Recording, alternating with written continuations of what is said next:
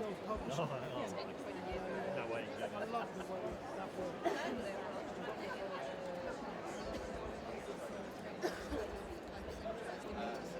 works. Good afternoon. It is afternoon. I lose track of time. It's like a vortex in the book fair. Good afternoon, everybody, and welcome to today's afternoon seminar on, as you can see, how to get a literary agent.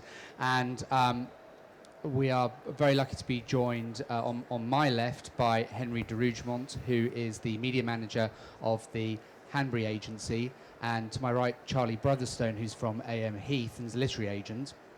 And obviously, the title of today's seminar is pretty self-explanatory. This is hugely well attended, so it's wonderful to see so many people here, and what I am guessing are a lot of authors. So it's particularly this year with the launch of the new Author Lounge, it's wonderful to see so many of you, and we hope you'll find this a fascinating, interesting and insightful discussion today. What we really want to get under is under the skin of modern applications to literary agents and literary representation. There are a lot of these kind of seminars you see around how to get an agent, and you know, the kind of thing that crops up in annuals and stuff, but we really want to get to the nub of it today. We want to spend about 20 minutes hearing from Charlie and from Henry, and then open it up to the floor. So I'm guessing there's going to be a lot of questions. Normally we have somebody running around with the mic, but as there's so many people, when we get to the Q&A, I'm just going to ask you to pass it around to the next person, and we'll at least try and do it along those lines. So without further ado, I'd like to call on, first of all, on Charlie, and get both of our speakers today just to tell you a little bit about them and what it is that they do. So, Charlie, over to you. Thanks very much, Gareth. First of all, it's great to see so many people here.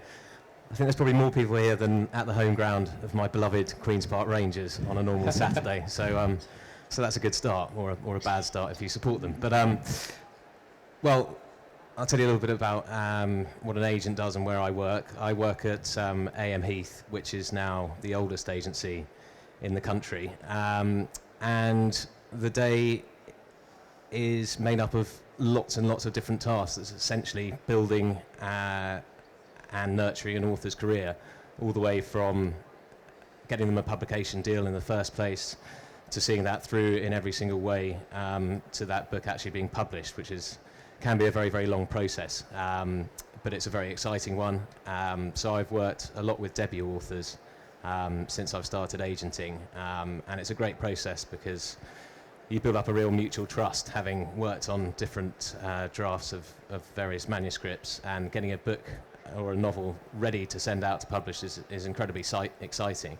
I think one of the things that's changed is that agents are building up more of a rapport with their authors before sending out, so you've got a real kind of mutual empathy before eventually submitting, and from then on you're there as a guiding hand in every part of their career. So you work on the contractual side, you produce a sort of coordinated response to publishers, so you've got more power in terms of persuading them that your way is the right way. So something like jacket design or title, that becomes a sort of a three-way conversation. So I think an agent is there to help all the time, and essentially free up time, I think, is the most important thing, so that authors can get on with what they should be doing, which is writing. Good. Yeah, thank you. And Henry, could you tell us a bit about your role at the Hanbury Agency? Yeah, sure. I am the media manager, so I deal with, although I'm involved in the submissions process, my main job is to help promote authors, raise their profile, get them going on all the social media, Twitter, Facebook, build an audience for them, get them raise their profile and getting hopefully paid speaking gigs if that's appropriate. So when we go to a publisher with their book, rather than just having a manuscript, we have a manuscript, a profile, an engaged audience and a fan base, which is obviously a more valuable package to the publisher. So yes, that's what I do. And then submissions as well, I'm the first sort of line of looking to for what we should take on. And on that note, that leads very nicely into how agencies have changed. Can you talk us through that a little bit? Of the fact that it seems to me, from what I do, that agencies have changed over recent years, and perhaps arguably they haven't changed going back 20 years, 30 years, 40 years. They were fairly consistent in what they did, and now what they're doing has changed. Can you talk us through that a little bit? Well, How I mean, has your perspective? my role at the Hanbury Agency, I don't think many literary agencies have someone in that specific role. So I mean, the fact that this is what I'm doing shows how much agencies are evolving. I mean, publicity is obviously a massive part of making a book a success, and it's a well-planned publicity plan that can shoot something up the charts and hit that tipping point where suddenly sales, you know, the supermarkets, etc., rather than saying no to buying 150,000 copies of a book, they say yes. So the fact that I'm there to kind of help publishing publicists pull all of that together, I think shows how much the agents and authors are collaborating. I mean, it is a team effort.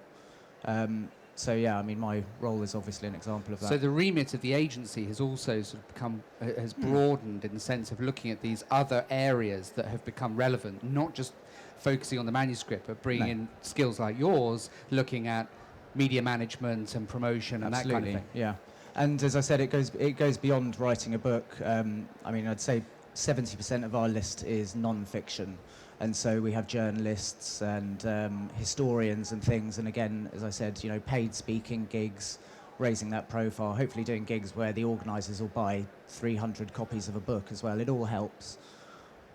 And how about you, Charlie, from your perspective? How has the job of the agent changed in recent years, and the agency itself? Yeah, I mean, I don't think we have that specific thing that Henry does at the Hanbury Agency, but we're certainly much more aware of having a much more transparent online presence and giving authors much more information about what we're after. I think you can find a lot more about agents and agencies online where people give a real indication of what they're looking for right now. And I think it's become more commercialised to a certain extent. What we're sending through when we send to editors at publishing houses is a package, as Henry said. You know, you're sending a novel, but you're also sending someone that you think you can build into a long career. And the awareness of that, again, is because publishers are much more aware of whether something's going to work as a commercial proposition or not. So in a way, it's become more commercialised, more professionalised, which I think is good in terms of creating dialogue between authors and agents, which has been difficult in the past because you just had a flat rejection. I think you get to know a bit more about who you're submitting to and what their tastes are, and therefore you can angle your submission better to that specific agent. But we've certainly worked on our website presence. Everyone's trying to build a sense of who they are, not just this sort of faceless operation. I think all agencies have changed. I mean, Heath is the oldest, and there's no way you can sort of get away with just sort of saying, oh, send it to us because we're prestigious. I think those days are long gone. So I think that's good as an overall development. And how's it changed in your relationship when you're working with publishers? How's that changed as well? And for example, one of the things we hear is that selling manuscripts at your end to publishers has become harder in the last couple of years. Is that right? I think so. I think you have to have a very clear line on exactly what you're sending them is. So in the same way that authors need to now pitch you their books, you're pitching their book to a publisher, and that line just continues. Publishers are pitching it to their salespeople are pitching it to booksellers pitching it to readers, and readers then pitch it to each other, and that's more of I feel that's kind of a modern phenomenon, that everything needs to be more easily digestible to a certain extent. So that's part of just a culture that's built up. But really the biggest thing about publishers, I think, is they're kind of at the mercy of their sales department. If the editor, who's the person that the agent sends the manuscript to, cannot convince the sales department that there's a market for the book, it's a simple no. And so they might love something, but they might well say, and this is the most horrible line and the most heard line in the last couple of years, if you do have something that's nearly there, but ultimately rejected, will be, I loved it, but our sales department couldn't find a place for it. So. And do you think that's I mean, I don't know how many people in the audience find that interesting, because I think that's something you don't necessarily hear of a lot, but that people like the marketing departments and the sales department have such a strong voice in the publisher, because ultimately this is a business. Yeah. And there is the creative endeavor of writing, but at the same time, when you step into the world of publishing, it has to make sense on a business level. Is that a fair thing to say? I think that is a fair thing to say, but it also sounds slightly doom-mongering. I think there are still people publishing amazing books, and there's more of a selection of publishers than there used to be. But in terms of making something viable commercially, it depends what type of author you want to be. I mean, there's smaller publishers, more independent publishers than there ever have been, but they're paying much more advances. But the last book I sold was about books killing people, which is a difficult sell to a publisher, obviously, because it was satirising the publishing industry. But it's an example of something that can still work. So it's not like the doors are completely closed, but it's more commercialised. And from both of your perspectives, I mean, Henry, as I say, I know you're a media manager, but obviously you see what's happening within the agency. Do you see, as far as the advance model is concerned, are you seeing an upward or a downward trend as far as the kind of advance that's being offered to debut authors in particular? That generally advances are going down, but big books publishers going crazy for. Right. So if something seems to have something very pitchable that's very commercial, they will still pay, really, really quite like large a 50 sum. Shades or something like that. Like a 50 Shades, or something that is built on the success of something that could be said to be very similar to something. So, for instance, Gone Girl was a huge success last year and continues to be a massive success by Gillian Flynn. Everyone's looking for the next big psychological suspense thriller. And so you'll find a lot of agents are pitching books to publishers saying, this is Gillian Flynn, meets something quite similar, and that's a sort of guarantor of sales. And if that pitch is very strong, there's still money there. Yep.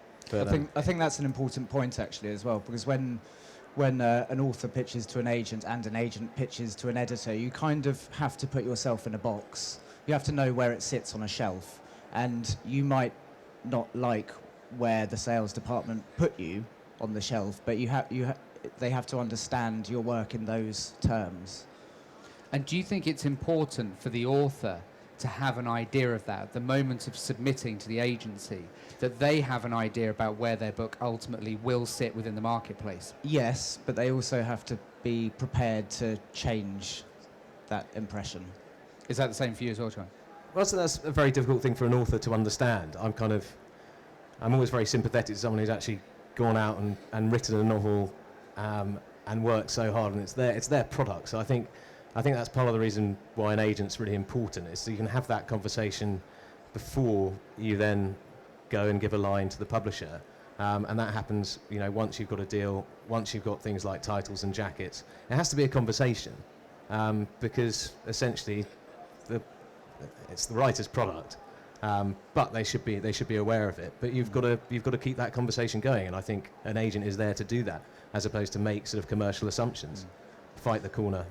Yes. Yeah, I totally agree with that. I mean, the book is obviously the author's work, but then there's a balance between how protective over your work are you. If your book's 150,000 words, and you might have an editor who really wants to publish it at 80,000 words, are you willing to make that cut? How much do you want that deal? Is the money right? Is it about the money, or is it about having your book traditionally published? Yeah. Would you consider self-publishing? And I would also be often explaining from the publisher's point of view, which I'm sympathetic towards. It's difficult to launch debut authors now, difficult to get them into the right places, and that can mean sometimes that you're labelled in a way that you're not 100% happy with, but it's because the publisher wants to do the best by you in the long term. So it's quite complicated, and it's as you said, the industry's been changing in the past years so quickly that people don't know exactly what the right thing is to do, but they want to get readers, they want to get people involved, and everyone's still very passionate about that. So that hasn't changed. Yeah. Henry, you just mentioned self-publishing as well a minute ago. I mean, are you seeing more self-published titles come through to the agency as well? And are you seeing self-publishing as, in some cases, an incubator for more commercial titles, titles you might be able to then sell to a publisher? We do get submissions that have been published already. I mean, it works both ways, if that's a good or a bad thing. Yeah. I don't know. I mean, if the sales are awful, then that's not going to help your cause, because, you know, publishers can have a look at the sales figures. They've got access to all of that information. On the other hand, it shows that an author has got the will and the guts to do that, and that would, you know, suggest that they're someone that is passionate about the project that they're working on and someone that would be good to work with. So it depends. I mean, you know, anyone can publish a book now, but Yep. it's. I mean, we were talking about, you know, back in the old days, a self-published book was not a good book, but that's no longer true. And there was talk of, should traditional publishers sort of have a gold rosette of, you know, a stamp of approval to show this has been published by a big traditional publisher, it has been edited by professionals. But then we said, well, Amazon are a publisher, and they'd give themselves the rosette. Right. And it's hard to sell books. It is harder to sell books than it was 10 years ago. And so we have perfectly good books that should be published and aren't. Right. So self-publishing is a viable option. I mean, I read your interview in the bookseller this morning saying it's not about traditional publishing and self-publishing, it's about publishing. Yeah. Thanks for the plug. That's kind. Right, you're welcome. No, I think that's what. I mean, from my perspective, I think that's absolutely right. From yours, Charlie, are you seeing more self-published titles come through, landing on your desk? And I'm just trying to think of a really good compliment for you, but Oh, yeah. I'm still working. it's on okay. You can save it later. that. We're definitely more submissions in from self-published authors. It's not. I wouldn't say it's something we that would indicate either that they're a much better proposition or not. But I have taken on a couple of people that have self-published before, and we've started working together. So I think it can work. Yeah. Certainly. Presumably, there is an element that if you have self-published, you've got to prove that there is some kind of market interest in the book, that there's people are like reading it, or like you say, there's sales, or there's media coverage, or there's huge social media following, or any of these, or some of these elements. One of the things before we chat about before coming on here was talk about sort of things we might discuss. And one of the things that I was interested to know was that if there's anything that both of you know that you think authors might not know about how the reality of things work behind the scenes. And I don't know. I think the point that Charlie made about sales is so powerful, the sales department. You know, they're not involved in the editorial process, but it comes down to numbers. I mean, now, times are tough and all of that, and you're transforming words into numbers, basically. You need some sort of quantitative data to show for it. I mean, I had a turn down the other day for something. I love this book. It's the best thing I've read in 6 months. It's edgy, it's different, it's exciting, but I'm looking for something predictable and mainstream, and that's for sales. And so there you go, another perfectly good book that's not been taken on. Yeah. So I'd say, you can't underestimate the power of sales. And again, putting that, being able to put yourself in a box. Yeah. Sort of go back to that transparency point. I think people know more about what an agent's looking for, and with that, you've got to be transparent about if it's not working. There are specific reasons for it, and you have to put together a really, really professional submission. And I don't want to get involved in a conversation about putting together a cover letter, but there are so many simple things to get right. Don't send PDFs, send Word documents, because we can't read PDFs on a Kindle. It can be as simple as that. So the content of that cover letter is very important in terms of getting people to read on. And you've got to be confident about your story, and use any background information that is relevant. If you have been on a creative writing course, that is important. If you're hooked up to a writing network, that's good too. And it all shows a commitment to a slightly more marketized view, if that's a word, that shows that you're thinking along the lines that we all are now. Yeah. As we were saying beforehand, it's an author isn't a publisher isn't just buying a manuscript now. They're buying a package. They're buying a manuscript. The right author. Does the author have a following they can call on at a click of a button? Do they have a profile? Are they good on TV? All of those things are Yeah. all part of the same. And I also think, correct me if I'm wrong, my understanding of it as well is that there is still a perception, and we're coming on to sort of the sales and the marketing, there is a perception that any and every book that is good will always rise to the top and will always be picked up. And like you were saying a minute ago about there are some that would have got published a couple of years ago that now aren't. But one of the things that must tie into that, I would have thought, is also things like trends, and that publishers themselves have an idea of what they might want to publish in a year or two's time, and that filters down to you as the agents. And correct me if I'm wrong, but one of the challenges will be things like, even if you've written the most wonderful book that's vampire fiction, the reality of getting that traditionally published now is probably pretty slim. Is that fair? As a generalization, because the peak of that wave has sort of been ridden and we've moved into other stuff. I think the new word for that is genre bending. Genre bending. I Genre like that's bending. a first. Yeah. That's a first in the AuthorLounge. Genre bending. I like that. There was a good example of someone that they were trying to reinvent the erotica genre, and another agent at AM Heath, 3 of his authors got together and sort of tried to figure out how they could shake it up a bit. And they did a sort of girl walks into a bar, which was a sort of choose your own adventure, and that kind of totally changed the model for as opposed to sort of slightly more sadomasochistic 50 Shades stuff. It was. You it have was, some it was very something more interesting books you work with. Yeah, I was just going to say, am I giving the right impression? We also represent the Orwell estate, so it's something more normal.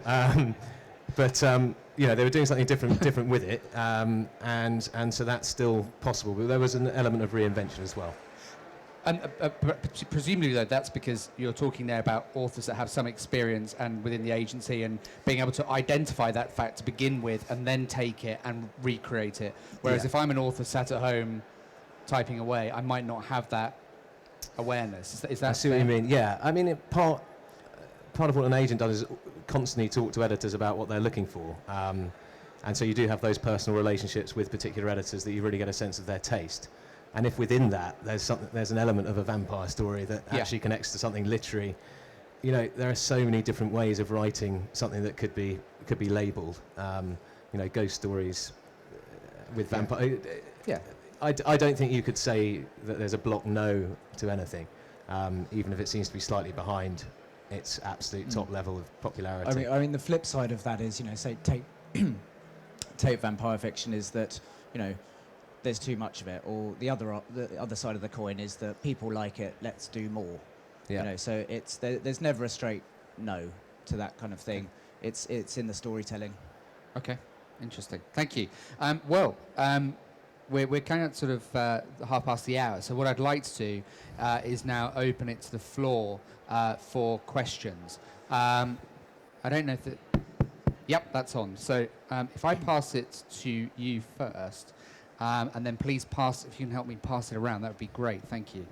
Hi, this is probably more for Henry. I just wanted to ask a bit about blogs. Yep. Obviously, that's something you can build up, sort of a social media following in advance of sending it into an agent. But should you keep something back for a published version, and will that stand you in good stead in terms of submission? What, as in putting the whole book on your blog? Yeah.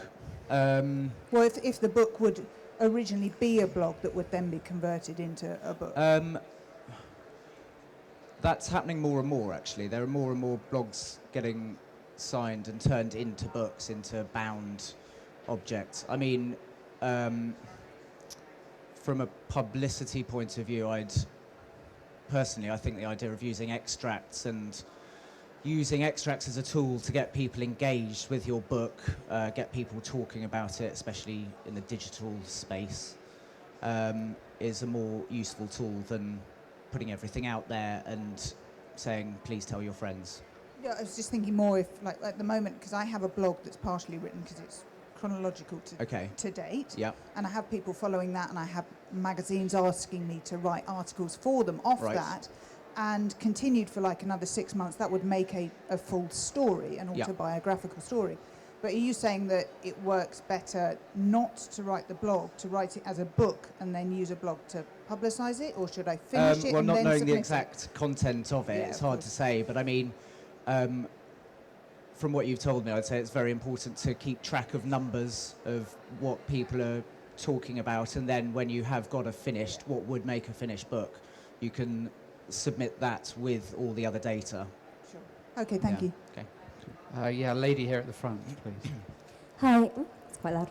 I just wanted to check, if you are that person who has submitted your book and the editors say we love it, but the sales team says no, and this keeps happening, what would you recommend you do? Do you just sort of wait and hope that trends change and it's going to get accepted later, or is self-publishing the best way to go at that stage? Charlie?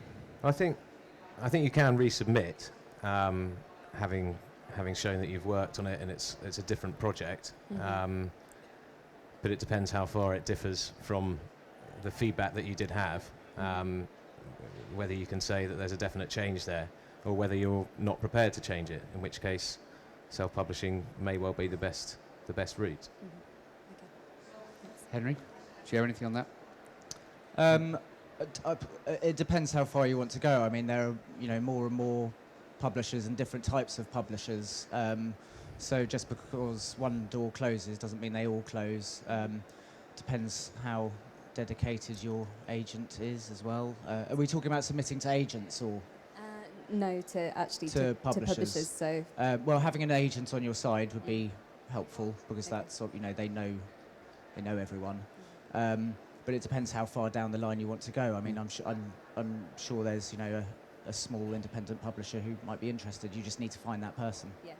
There is an argument said for, I mean, I did exactly that. I was in that position 8 years ago where I was sending off my manuscript for my book, and the rejection that I was getting was I didn't know if my writing would be any good. I thought I had a really good idea, and it came back and they said, oh yeah, we like the writing, but we think the idea is rubbish. So, in that instance, I actually then self-published. That was before all of the sort of the digital revolution. Ebooks didn't even exist. And I went about doing it myself and then trying to promote it. I think that what it comes down to is, self-publishing can be a viable route, and you just got to work at it and work hard at it. And then the challenge then is to prove that there is, essentially, if it's come back from the sales/marketing department, who are not the literary area, they are obviously this pure sales marketing team. You're essentially saying, well, I'm going to take them on. I'm going to show you actually that I believe in this, and I think that it is a viable project.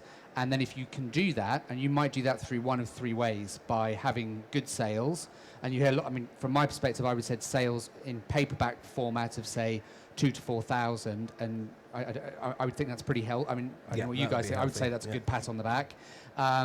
Or that you get media interest, so suddenly you're in the Daily Mail and the Telegraph or Chat or Bella or whatever it might be, or you have a real sort of online following and people supporting you on Goodreads, and you suddenly have this groundswell of support on Facebook and Twitter, then suddenly you have then a different proposal to go back with.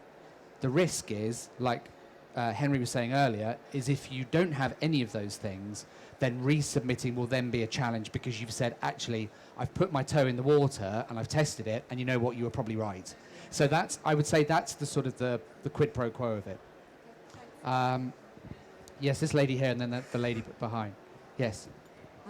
Hi. Given that we're hearing so much about self-publishing, and there are so many fantastic stories out there about success in self-publishing, what advantage is there to a debut author for having an agent? What does an agent add that somebody who say feels that they've got a great book and it's going to succeed out there, or is succeeding out there, why should they come back to a traditional agent?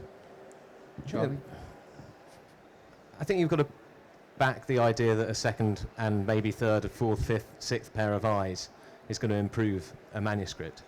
And some of the best and most valuable work that I've enjoyed most has been really working on first-time authors' debut novels and seeing it change, and really building a relationship there that's based on trust.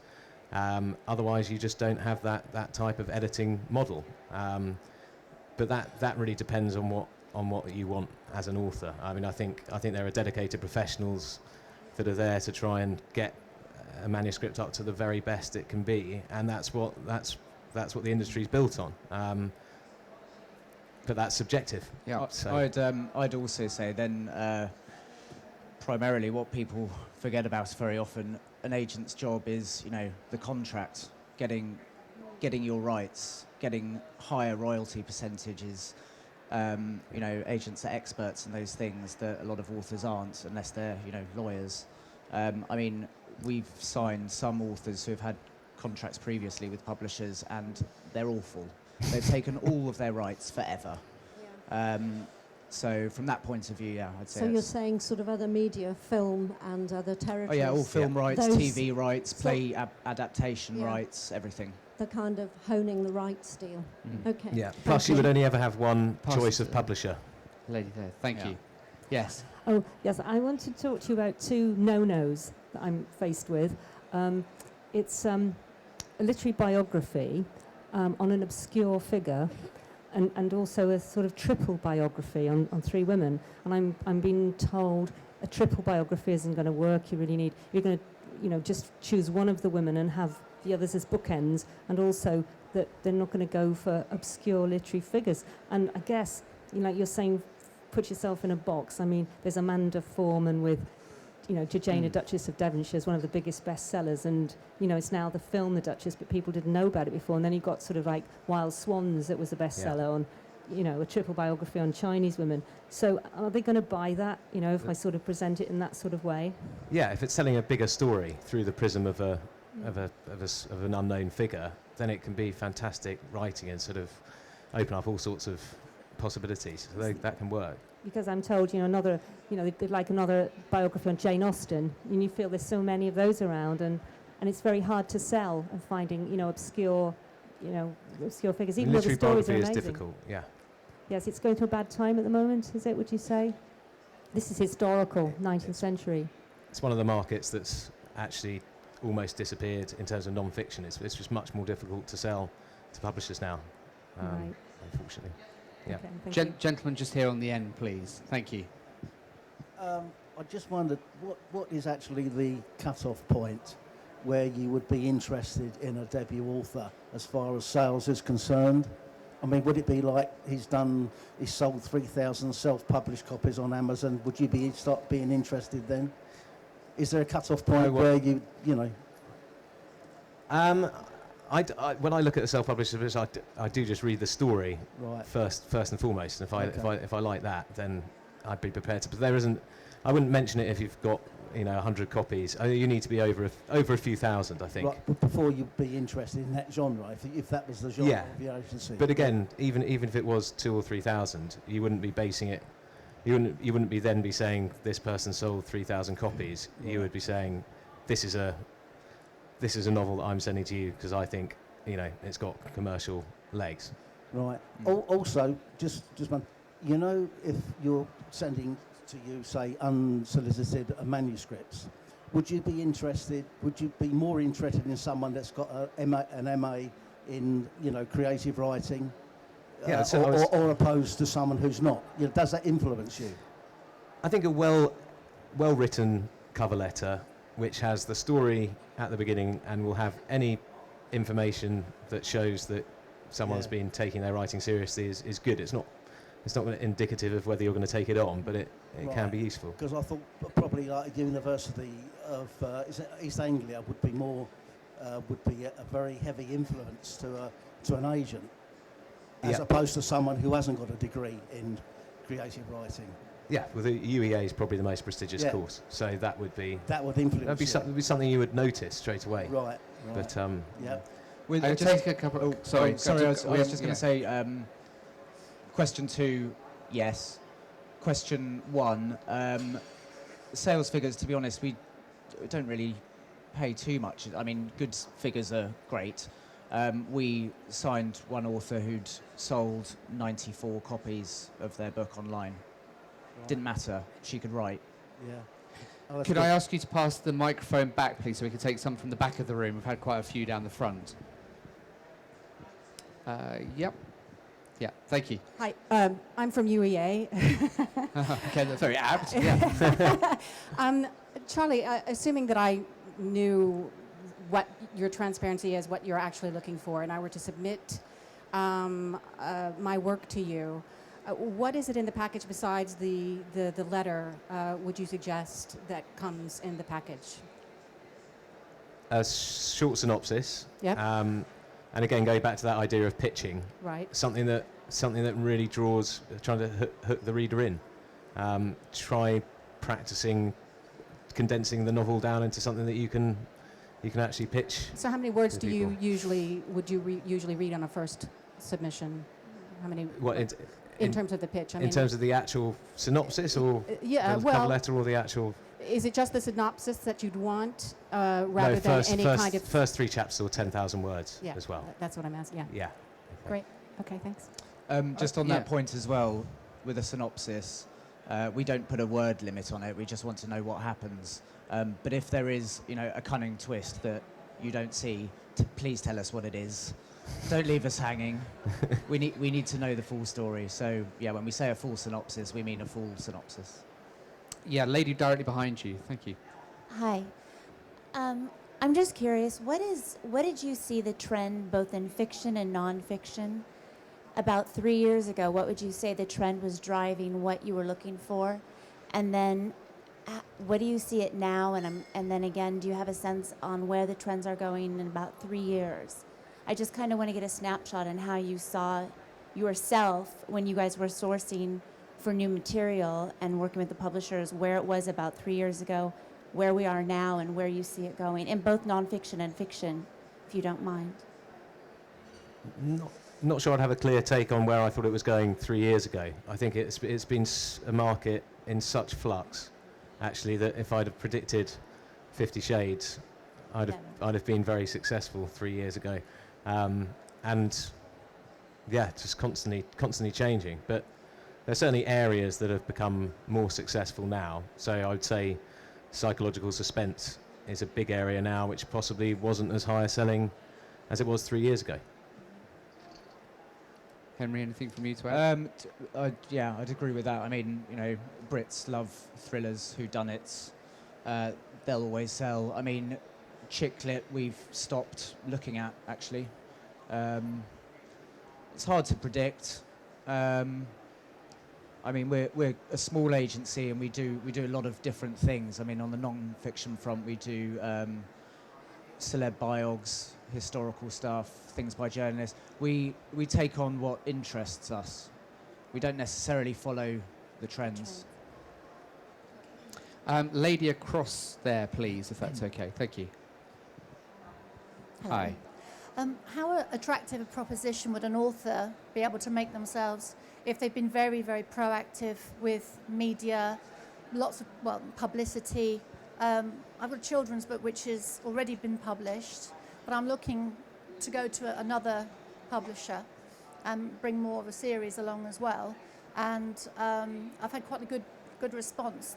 They've actually got it into libraries in Singapore, but I've been able to sell into stores in Singapore myself, just contacting people. And I had a Waterstones tour last year. And also, as far as Amazon rankings and things like that, do these things, would they go in my favour when I'm approaching an agent? So just to clarify, your book is published, but you don't have an agent then at the moment? I don't have an agent, no. I was a bit disillusioned. Right. I could see that authors... I came from more of a business background, but I'm a first-time author, but I've been able to get a Waterstones tour going last year, and I've approached bookstores. I had a radio interview, BBC Radio Wiltshire, and I did it all myself. But how attractive would that be for an agent? It's extremely impressive. I wasn't sure, because I've not had anything to benchmark it by. No, I mean, if you're saying that you're doing it off your own back as well, and you haven't been supported particularly by the publisher, to have those recognised names and to have been able to do that, it's really impressive. And if then you have a series and you've built a following, but you don't think the publisher's going to be big enough to carry it off, then, I mean, that will be impressive to an agent, yeah. It would be. And how is it true that agents now do look at Amazon rankings? They pick up on that as well? Yeah.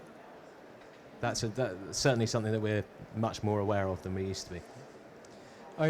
I'll just say to that as well. I mean, we've got signed authors who organise their own book tours. you know, a publisher, they have publicity departments to publicise their books. They're overworked. They've got a hell of a lot of books on. They have to become, you know, they've got a conveyor belt full of books, and they have to become experts in this and then that and then something else. So all work from the author is appreciated as long as there's a dialogue. I think the publisher and author need to talk to one another. But yeah, no, that would definitely go in your favour. It's a very interesting topic, and in fact, at 3 o'clock we have the next seminar, which is looking at book marketing. But it's going to look at all of this as well, and indeed how it fits in with literary agent submissions, traditional publishing, and self-publishing, and why it's such an important part of the whole process.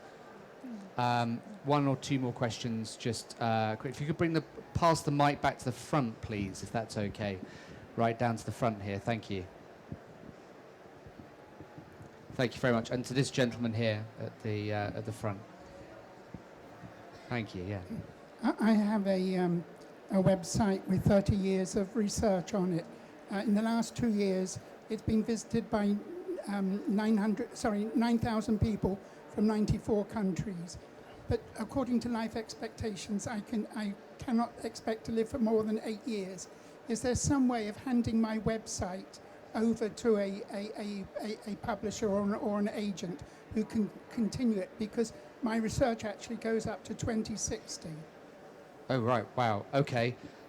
That's probably an incredibly particular question. I think it's very interesting. I've never, ever heard it before, for something like that.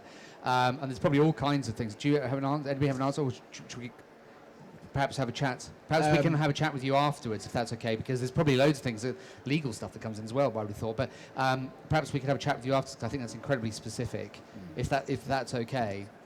Thank you. One last question. This lady down here on the front, please. If I just pass it along the front here. Thank you. Hi, my name is Suzanne. Hi. I'm foreign, but I write in English. My question is, how much of an advantage is it to have English with a, in my case, Dutch sauce over it?